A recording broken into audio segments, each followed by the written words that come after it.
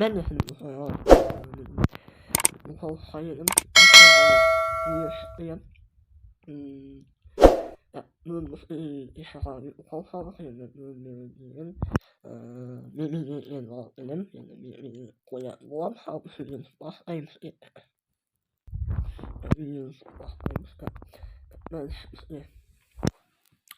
Ben yakarım.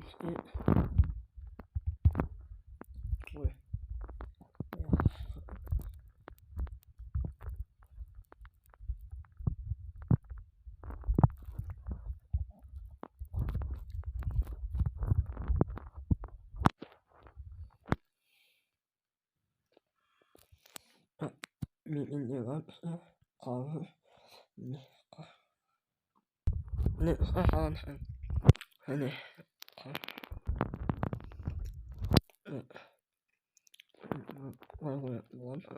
Normalne.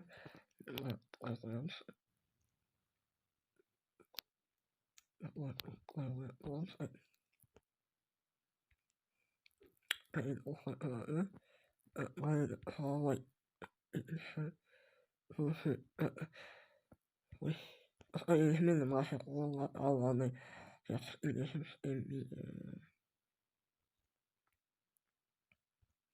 وش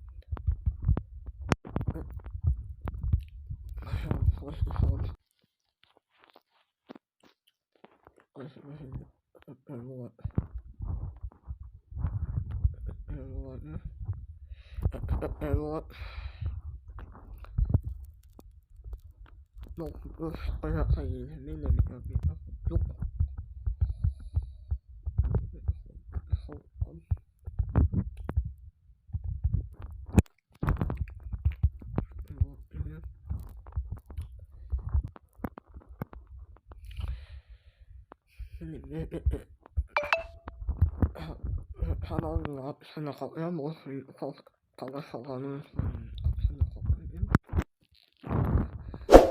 ne mi ne olacağını aslında olabilir.